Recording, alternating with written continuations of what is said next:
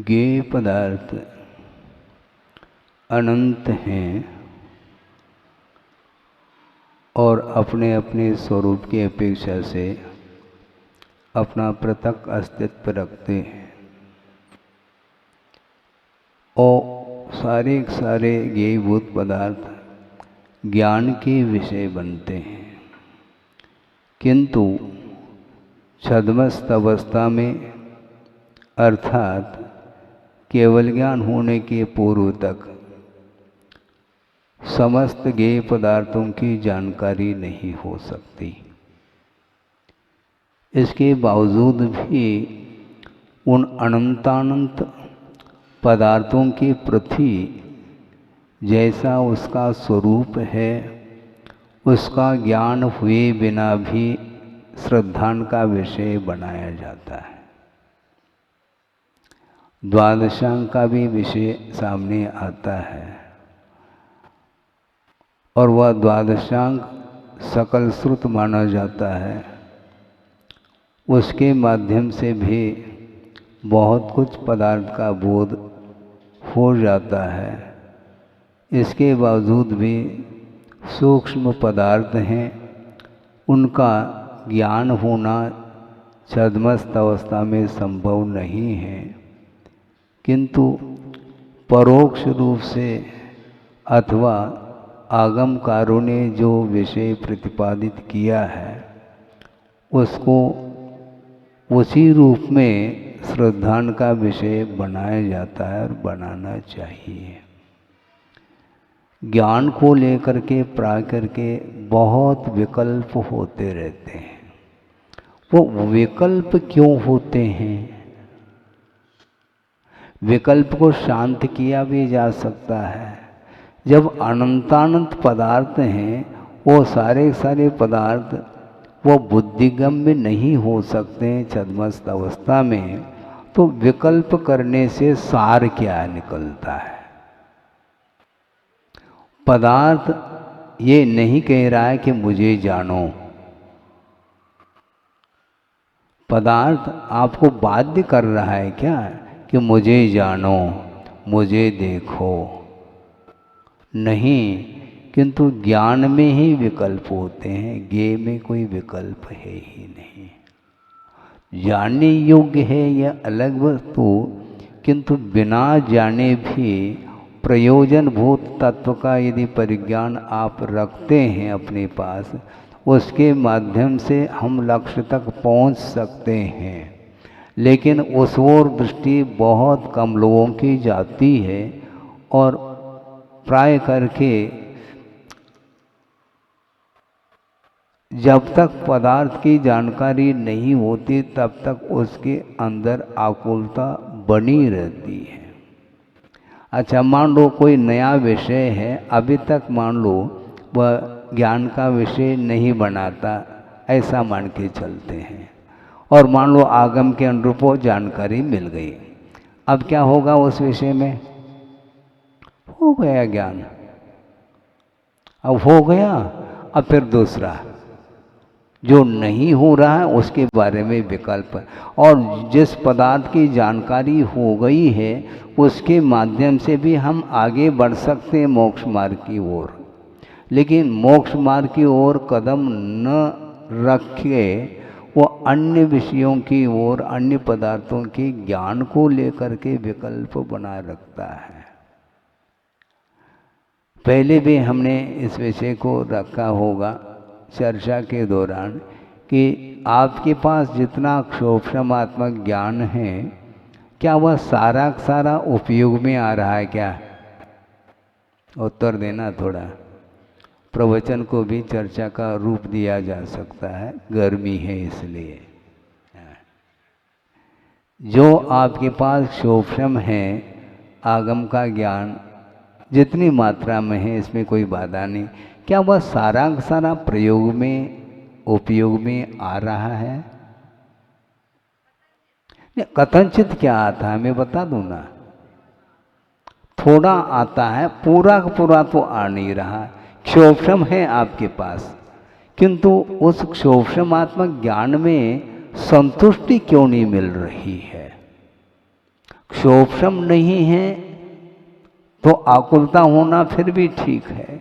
जितना क्षोभम आपके पास है उसमें आत्मसंतुष्टि का अनुभव होना चाहिए।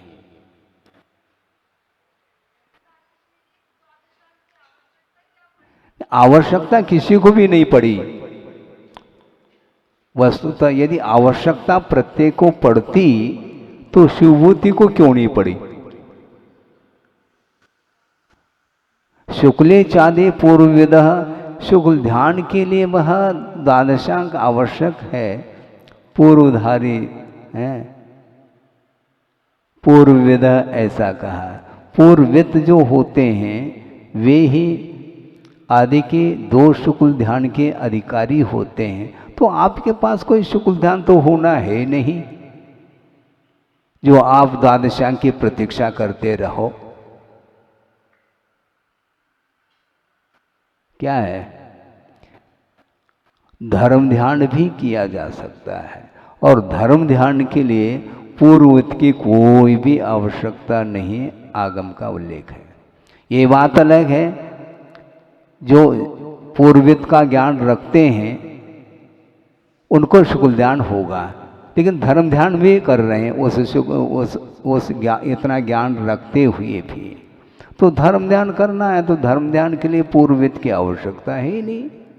तो आप धर्म ध्यान करना चाहिए, विकल्प में क्यों आते हैं आप निराकुल भाव के साथ रहिए, उसके माध्यम से आत्मसंतुष्टि मिलती है। और जिसको आत्मसंतुष्टि नहीं मिल रही है तो हमेशा उसका उपयोग आकुलित रहता है, और आकुलित जो उपयोग है वह धर्म ध्यान कर रहा होता है क्या? ये प्रश्न है।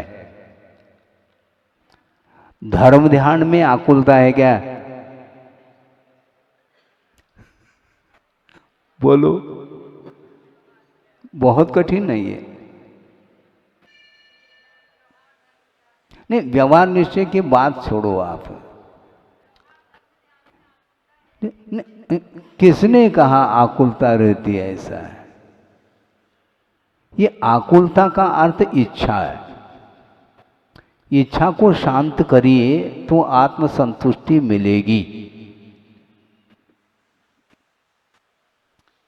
हाँ, आप भोजन करने के लिए बैठे हैं तो एक साथ 10-10, 20-20 थाली रखते हैं क्या सामने भरी हुई? क्यों? आवश्यकता नहीं। मतलब जो कल परसों और अन्य दिनों में जो आवश्यकता पड़ेगी उस समय उसकी आपूर्ति उस समय होगी, और वर्तमान में इसकी कोई आवश्यकता नहीं है। ज़्यादा से ज़्यादा कोई व्यक्ति भोजन करता भी है 7-8 रोटी ले लेगा और थोड़ा बहुत ज़्यादा ले लेगा। बहुत ज़्यादा पहलवान है तो उसके लिए 10-12 ले लो। इससे ज़्यादा क्या है? उसमें आत्मसंतुष्टि, भूख मिटती है कि नहीं? यदि भूख नहीं मिटती है तो निरंतर खाते रहो, ऐसा होता भी नहीं, ऐसा देखा भी नहीं गया। प्यास और भूख जो मिटती है वह अपने लिए जितना आवश्यक है वह पर्याप्त मिल जाता है तो भूख समाप्त। उसी प्रकार जानने के लिए 3 लोक है तो सब कुछ जानना चाहो क्या? उतना ज्ञान तो संभव है ही नहीं। और जो आपके पुरुषार्थ के माध्यम से जो ज्ञान उपलब्ध है उसका उपयोग करते रहना चाहिए, और उपयोग करेंगे तो निराकुल भाव आए बिना रह नहीं सकता, ऐसा गुरुदेव का कहना है। हमेशा क्षोभम ज्ञान होते हुए भी वह उपयोग में, प्रयोग में वह ज्ञान नहीं आता है तो चारित्र के क्षेत्र में उसके कदम नहीं पड़ रहे हैं। और चारित्र की ओर जब दृष्टि जाती है तो ज्ञान गौण हो जाता है, क्योंकि ज्ञान एक साधन है। किसके लिए? चारित्र के लिए। चारित्र में यदि समीचीनता आती है तो सम्यक ज्ञान के माध्यम से आती है, क्योंकि चारित्र के पूर्व में भी सम्यक शब्द का प्रयोग किया है उमा स्वामी महाराज ने। क्यों किया? अज्ञान पूर्वक आचरण निवृत्त्यर्थम चारित्र से सम्यक विशेषणम, ऐसा कहा। चारित्र की पूर्व में सम्यक ये जो विशेषण जुड़ा हुआ है, यह इस बात को सूचित करता है कि ज्ञान में समीचीनता। अज्ञान पूर्वक यदि आचरण है वह सम्यक ज्ञान के, सम्यक चारित्र की कोटि में नहीं आ सकता। तो हम ये पूछना चाहते हैं, आकुलता के साथ जो आचरण किया जा रहा है वह ज्ञान में समीचीनता लाता है क्या? आकुलता के माध्यम से यदि ज्ञान चारित्र में समीचीनता आती है तो करते रहो, जितनी आकुलता करेंगे उतनी चारित्र में समीचीनता आएगी। फिर ऐसा है मानो, फिर हम प्रश्न ही पूछ रहे हैं, उत्तर आपको देना है। अर्थ ये है कि जो शांत जिसका मन है वह निराकुल मना माना जाता है। भले ही ज्ञान अल्प हो या ज़्यादा, इसका कोई भी प्रयोजन नहीं, और प्रयोजन को साधने वाला जो ज्ञान है वही उपयोगी ज्ञान माना जाता है। सम्यक ज्ञान बहुत मात्रा में हो करके भी वह उपयोग में नहीं आ रहा है, और उपयोग में जो आ रहा है उसके माध्यम से संवेदना, उसके माध्यम से संतुष्टि होती है। आपके पास गोमठ सार का भी क्षोभशम है, समय सार, प्रवचन सार, पंचास्तिका, मान लो जिसने अध्ययन किया वो सब अपेक्षा से कहा जा रहा है। ये सब कुछ क्षोभशम है, किंतु वर्तमान में उपयोग किस गाथा में है, किस सूत्र में है, उसी का संवेदन होगा। बाकी की क्या आवश्यकता? उपयोग में आ रहा है, उपयोग में नहीं आ रहा है। मान लो उपयोग में नहीं आ रहा, तो जिसको क्षोभशम नहीं है और जिसको क्षोभशम है, उन दोनों में क्या अंतर मुझे बता दो आप। महाराज बहुत अंतर है। क्या अंतर है? उपयोग में तो उतना ही आ रहा है, उपयोग में तो 7-8 रोटी ही आ रहे हैं, बाकी थप्पी जो लगी है बोरी की बोरी है, गेहूं दाल इत्यादि का, वो उसकी उपयोगिता क्या है? वो मात्र क्षोभशम ज्ञान जिस प्रकार है उसी प्रकार वह संपदा है, और वो नहीं है तो अकुलता। क्यों? वो भविष्य में जी रहा है, वर्तमान में तो उतना ही खा रहा है, लेकिन कल के लिए क्या करूं, परसों के लिए क्या करूं, यह जो है उसको विकल्प सता रहा है। आचार्य कहते हैं ज्ञान आपके पास जितना है, यदि वह परफेक्ट है, सम्यक ज्ञान है, पर्याप्त है। ये तो शुक्ल चाँदे पूर्व विदा करते रहो, वो शुक्ल ध्यान होना है ही नहीं। धर्म ध्यान भी हो जाए व्यवस्थित तो हम मान लें, धर्म ध्यान में भी निराकुलता नहीं आ पा रही है। आप पूजन करने के लिए बैठे हैं, अन्यथा न लें, और पूजन कर रहे हैं अष्टमंगल द्रव्य के द्वारा, और प्रभु के चरणों में जन्मबिंब के पास बैठे हैं, और पूजन करने के लिए आपका उपयोग जा रहा है, और मंगल द्रव्य भी। इसके बाद एक क्षण हुआ नहीं, हेलो, अब क्या करेंगे? सुन रहे हैं कि नहीं? हाँ, इसमें गर्मी नहीं बढ़ती, इसलिए इसी ढंग से हम बोलते रहते हैं ताकि आपका भी मन लग जाए। हमारा तो लग ही रहा है,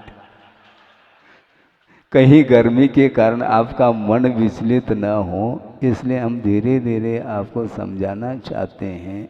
आप पूजन करने के लिए तत्पर हो, इसके बाद यदि मोबाइल की घंटी बजती है तो उस समय आपका पूजन निराकुल है क्या साकुल है? आकुलता के बिना आप पूजन कर रहे हैं क्या? नहीं। फिर वह धर्म ध्यान निराकुल है क्या? आ गई गाड़ी हमारी पटरी पर। धर्म ध्यान कर रहे हैं, व्यवहार हाँ ठीक है रखो व्यवहार, किंतु एक हाथ में मोबाइल गया, हेलो, तो अब क्या करोगे? अर्घम, खत्म, चला जाता है। क्योंकि संक्षेप पूजन भी तो है महाराज। ठीक है, एक ही बार में अर्घ चढ़ा दो, खत्म।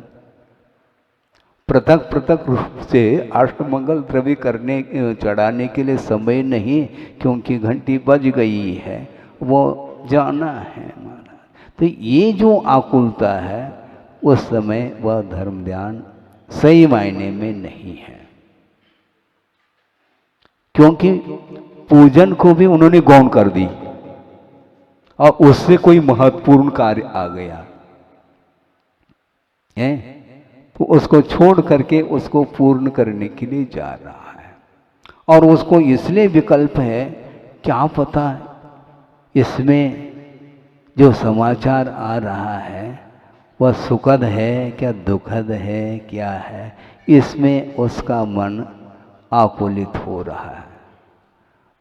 और बाहर जा कर के उस मोबाइल को अटेंड करता है, सुखद समाचार मिल जाता है तो पर वापस आकर के पूजन करने का भाव भी हो सकता है। और दुखद समाचार है तो पूजन वोजन सब एक तरफ रह गया और पुनः वही गाफिल हो रहा है, शोक मग्न हो रहा है। ये जो विकल्प हैं ये इसी को बोलते हैं संयोग तो दुख मनेक वेदम। ऐसा ले आएंगे हम। अपने को करना क्या है? स्वाध्याय तो करना है। ये जो दुख की घड़ी आई है ये दूसरे के लिए क्यों नहीं आई? जिस व्यक्ति के साथ संबंध है उसी को लेकर के उसको विकल्प मन में आते रहते हैं। किंतु मोबाइल की घंटी कईयों ने सुनी होगी, किंतु उसको विकल्प क्यों नहीं? मोबाइल मेरा थोड़ी है, दूसरे का बज रहा है, हमें क्या लेना देना। हाँ, मगन रहना, वो ये बोल रहा है क्योंकि संबंध नहीं है ना। और जिसके साथ संबंध है वो निश्चित रूप से उसको विकल्प आए बिना रह नहीं सकता। और ये सारे विकल्प धर्म ध्यान को विचलित कराने में ये कारण है।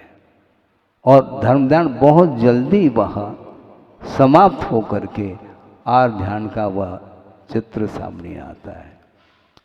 पिक्चर देख रहे हैं और रील चल रही है और ऐसा लगता है कि चित्र भाग रहे हैं। उसी प्रकार इन निमित्तों को लेकर के आपके जो परिणाम रूपी चित्र भाग रहे हैं, स्थिर नहीं है आपके परिणाम। घड़ी घड़ी में परिणामों में अंतर जो देखने को मिलता है वह इसी प्रकार जब तक जिन जिन वस्तुओं के प्रति आपका जो स्वामित्व भाव लगा हुआ है तो कभी भी किसी भी पल में आपके धर्म ध्यान को वह समाप्त करने में कारण सिद्ध हो सकता है, होता है। इसलिए आपके पास बहुत अच्छा सूक्ष्म ज्ञान है, इसके बाद भी धर्म ध्यान से आप विचलित हो रहे हैं। इस प्रकार सोचने में आता है महाराज हम निश्चिंत इसलिए हैं क्योंकि आप सोच सोच करके बोलते हैं, इसलिए हमें सोचने की क्या आवश्यकता है। जब इस प्रकार है तो फिर आप ज्ञान के विकास को लेकर के विकल्प क्यों करते हो? शांति से बैठो ना, मैं सुना दूंगा, तुम सुनते चले जाओ। ये भी नहीं होता। ये सब वस्तुतः ज्ञान के माध्यम से जो कार्य होना चाहिए वो नहीं हो पाता। इसलिए संवेदन जो है भविष्य का नहीं हो सकता। भविष्य की आकांक्षा हो सकती है, अतीत की स्मृति हो सकती है, किंतु संवेदन जो होगा वह वर्तमान का होगा। इसलिए वर्तमान में एक थाली परोस दी गई है, उतना अच्छे चाव से भोजन कर लो और अंतों की चिंता मत करो। जब समय होगा उस समय कर लेना, अभी क्यों चिंता कर रहे हो? चिंता में और चिंतन में बड़ा अंतर यही अंतर है, आपका मन शांत नहीं है। मन में हमेशा विकल्प रूपी तरंग उत्पन्न होती ही रहती है, इसलिए सहजता नहीं आ पाती। और जहाँ पर निराकुलता है वह सहज बोल सकता है, नहीं भी बोले तो उसको कोई विकल्प है ही नहीं। काय का विकल्प? जब अपने पास ज्ञान है और वह ज्ञान का आत्मा के साथ तादात्म्य संबंध जब है तो ज्ञान छूटने वाला थोड़ी है।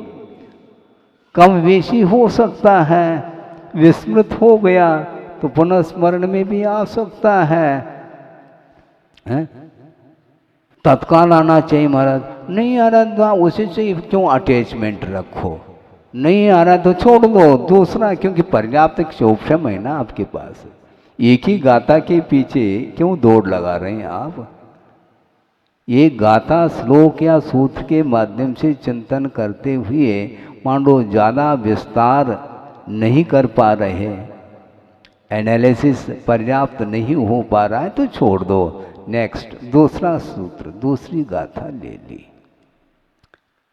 आकुलता मिट जाती है इसमें। नहीं है और इसमें तो समझ में नहीं आ रहा, और घंटों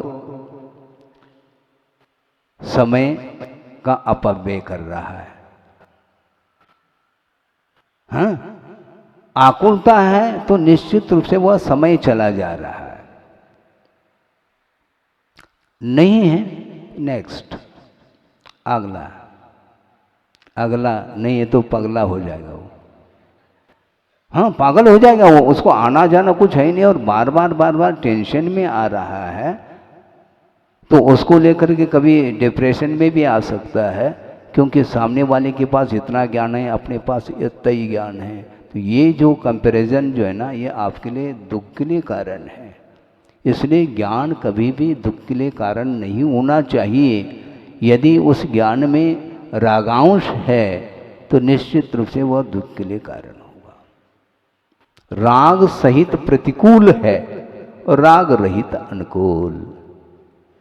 ये सारा जो विषय आपके सामने दिया जा रहा है, इसको मैं कोई कंठस्थ करके वहाँ पर सोच विचार करके आया हूँ, ऐसा कुछ नहीं है।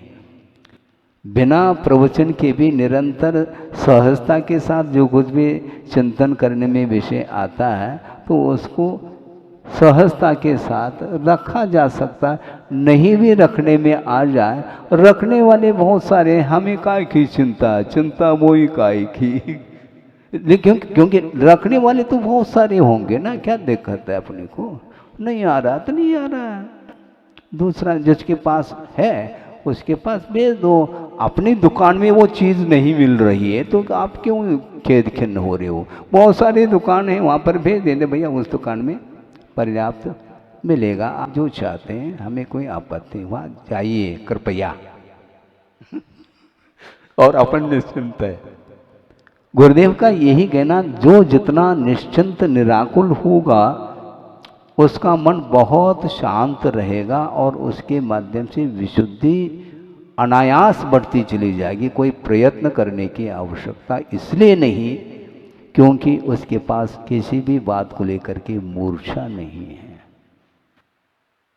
और मूर्छा यदि है तो हमेशा जो है ना उसका मन प्रफुल्लित नहीं रहेगा। प्रफुल्लित दिखाने का प्रयास कर सकता है किंतु वह प्रयास उसका सहज नहीं, प्रयास है। इसलिए जहाँ पर आयाम है, आयास है, तो वहाँ पर वह प्रयास ही है, नेचुरल नहीं है। इसलिए निश्चिंत रहना है, भविष्य में नहीं जीना, हमें वर्तमान में जीना है। इसलिए आपका उपयोग हमेशा कदम कदम पर खेद खिन्न का अनुभव कर रहा है। ये क्यों है? अविक्षिप्तम मनस्तत्वम विक्षिप्तम भ्रांतिरात्मना। आत्मा की जो भ्रांति है वह विक्षिप्त मन माना जाता है। और अविक्षिप्तम मन तत्वम कहा, जो मन है अर्थात क्षोभम जो मन है भावात्मक, वह यदि विक्षिप्त नहीं है तो वही स्वरूप है। आत्मना तत्वम, वह आत्मा का स्वरूप है। और यदि मन आपका विक्षिप्त है तो आत्मा का स्वरूप नहीं, आत्मा की भ्रांति है। अविक्षिप्तम मनस्तत्वम विक्षिप्तम भ्रांतिरात्मना। आगे अब देखो कैसा कठिनाई आती है, समय पर नहीं आता, फिर दोहराना पड़ता। अविक्षिप्तम मनस्तत्वम विक्षिप्तम भ्रांतिरात्मन है। आगे इसीलिए अविक्षिप्त मन का आश्रय नहीं लेना चाहिए, विक्षिप्त मन का आश्रय छोड़ देना चाहिए, ऐसा उन्होंने कहा। ये विक्षिप्तता आती क्यों है? बाहर से आती है, भीतर से नहीं। उपयोग आपका अन्यत्र जा रहा है, इसलिए वह स्वरूप से दूर होता चला जा रहा है। मन विक्षिप्त क्षोभ का अनुभव करता है, और क्षुब्ध जो मन है वही आकुलित मन माना जाता है। इसलिए आकुलता बिन कहिए, छड़ाला की पंक्ति, आकुलता है तो वह मोक्ष को प्राप्त नहीं कर सकता, पक्की बात है। इसलिए शांत बैठ करके जितना ज्ञान है उसका सदुपयोग करने के लिए आप तत्पर रहेंगे तो निश्चित रूप से आपका कल्याण हुए बिना रह नहीं सकता है। क्योंकि आज दीर्घ सानन है नहीं, मोक्ष मिलना है नहीं। कितने भी विकल्प तुम कर लो, कितने भी आकुलता कर लो, संभव नहीं। जो संभव नहीं उसको संभव करने का पुरुषार्थ भी व्यर्थ है, नहीं करना चाहिए। केवल ज्ञान उत्पन्न होना नहीं, तुम आकुलता करो या निराकुल रहो, कुछ भी करो आप, जब होना नहीं है तो उसको लेकर के जबरदस्ती क्यों करते हो? यथा योग्य करने के लिए कहा है।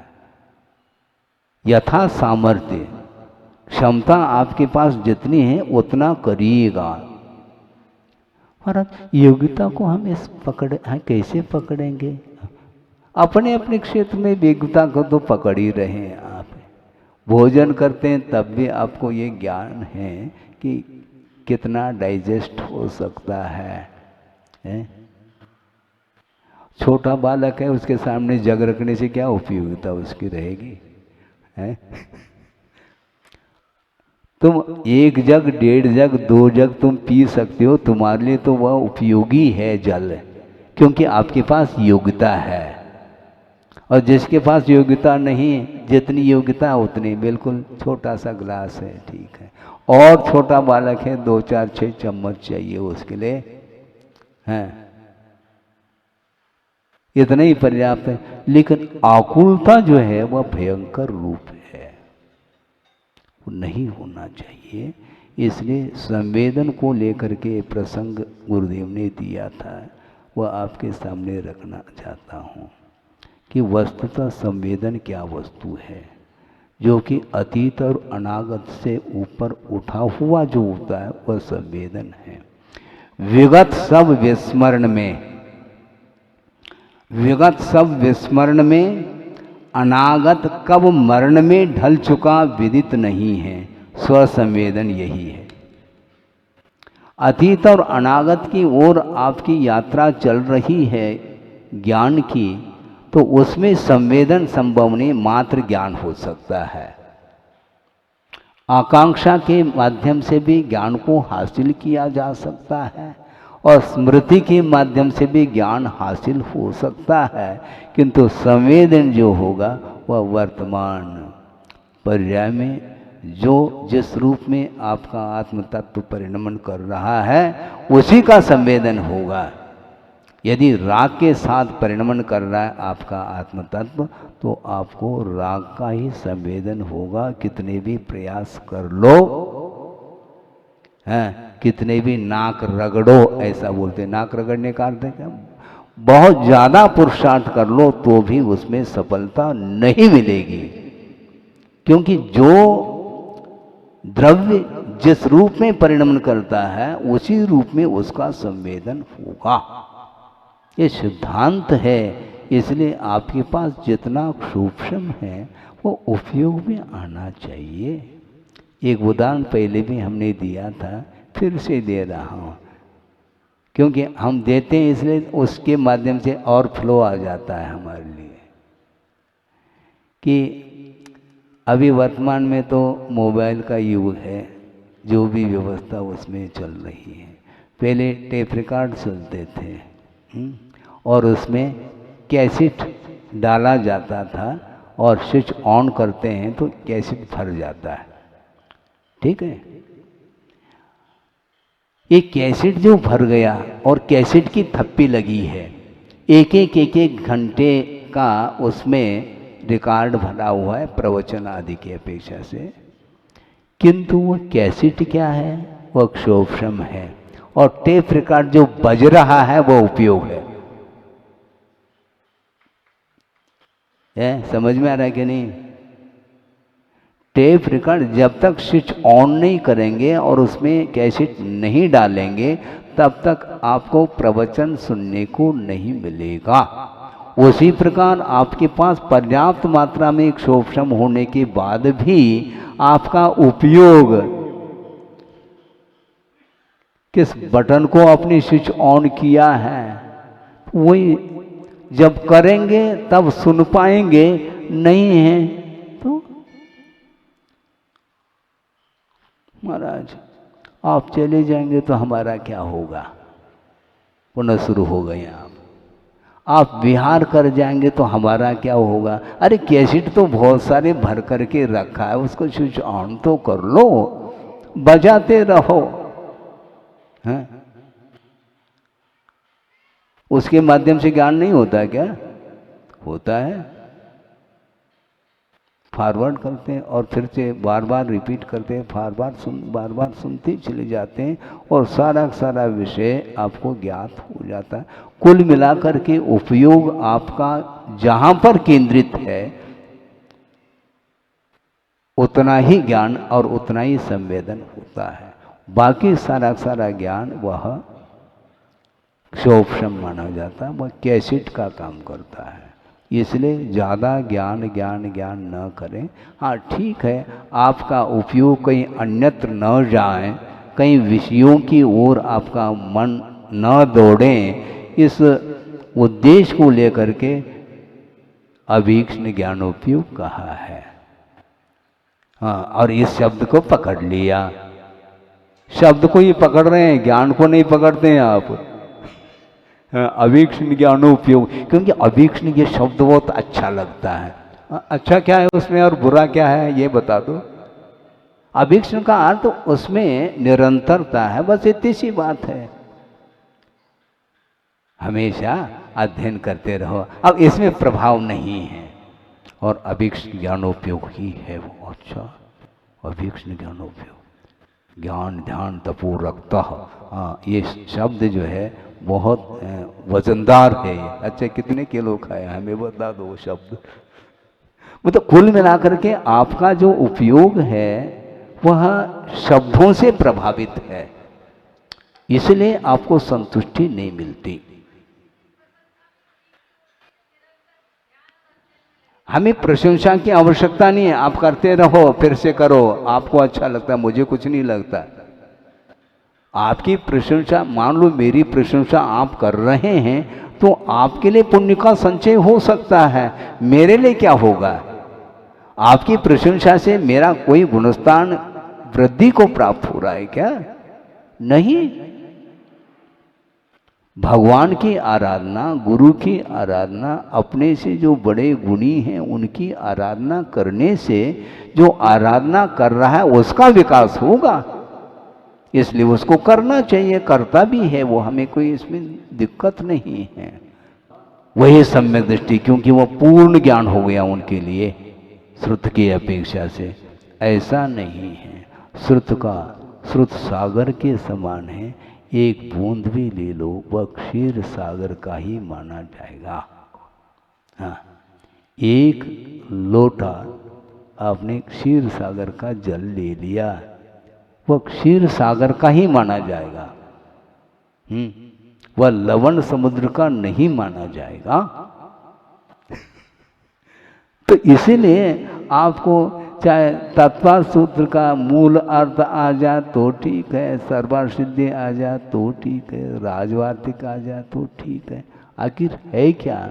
वो विस्तार है, इसलिए विस्तार मान लो अक्षोभम आपके पास नहीं है तो गम नहीं होना चाहिए। गम क्यों हो रहा है? कम है इसलिए गम हो रहा है।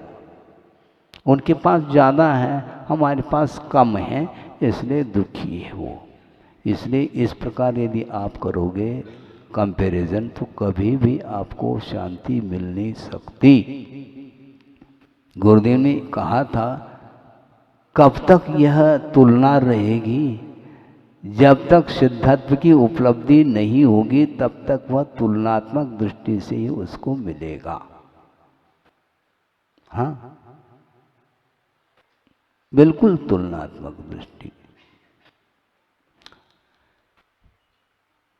देवगति का बंद कर लिया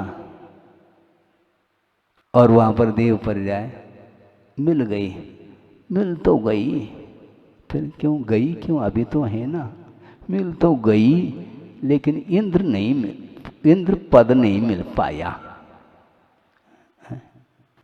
क्यों नहीं? कि योग्यता नहीं थी क्या? योग्यता तो तुम्हारे पास थी, लेकिन योग्यता का उपयोग थोड़ी किया तुमने। इंद्र पद को प्राप्त करने की जिसकी योग्यता है उसके लिए कहा जा रहा है। सीता का जीव इंद्र पद को प्राप्त नहीं किया, प्रति इंद्र पद को प्राप्त किया, जो भी कारण हो। लेकिन इंद्र पद को प्राप्त करने की योग्यता होते हुए भी उसका उपयोग यदि नहीं करेंगे तो फिर किलविष्क भी बन सकता है, अभियोग्य भी बन सकता है, क्योंकि उतनी ही योग्य है वो, उसी के योग्य है वो अभियोग्य। अभियोग्य जाति का जो देव होता है वह केवल जो है ना ड्राइविंग करता है, वो हमेशा ट्रांसपोर्ट, वो विमान को घुमाना, हाँ, मेरु प्रदक्षिणा नित्यगत यह नृलोके, मनुष्य लोक में निरंतर वो जो ज्योतिष मंडल है वो मेरु पर्वत की प्रदक्षिणा करते रहते हैं, उसी में उसका कर्म फलता है। हाँ, सोचो विचार करो, ऐसा ही है। तो जैसा किया है वैसा मिल रहा है, इसलिए करते समय ध्यान रखना चाहिए कि हमारे परिणाम किस क्वालिटी के है।